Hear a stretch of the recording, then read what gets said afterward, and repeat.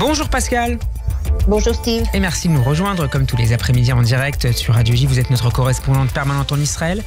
Pascal, on revient avec vous sur le court film inédit diffusé hier montrant l'enlèvement de 5 soldats sur la base de Nahal Oz le 7 octobre. Des images absolument terrifiantes. Des images qui ont profondément choqué le public, même si les Israéliens vivent depuis 7 mois et demi dans l'angoisse permanente sur le sort des otages.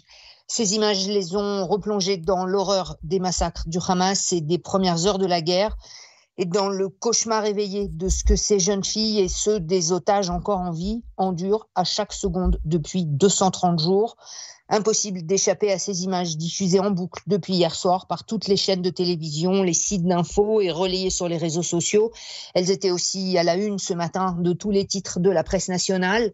Hier soir, plusieurs dirigeants politiques ont réagi à la diffusion autorisée, il faut le préciser, par les familles des soldats, même si les responsables israéliens, eux, l'avaient visionné depuis déjà plusieurs semaines.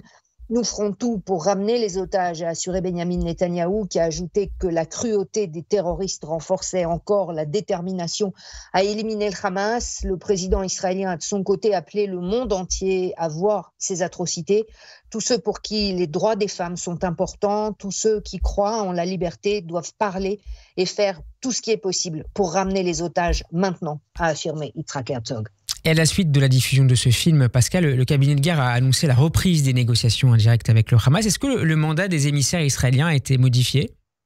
En tout cas, la diffusion de la vidéo des soldats a probablement influé sur les discussions du cabinet de guerre, qui s'est donc réuni hier dans la soirée. Yoav Gallant, Benny Gantz et Gadi Eisenkot ont poussé à la reprise urgente des négociations pour la libération des otages. Des négociations, on le sait, bloquées depuis 2 semaines après les conditions impossibles fixées par le Hamas. Le cabinet a donc voté à l'unanimité pour un nouveau mandat à l'équipe de négociateurs qui devra reprendre contact avec les pays médiateurs.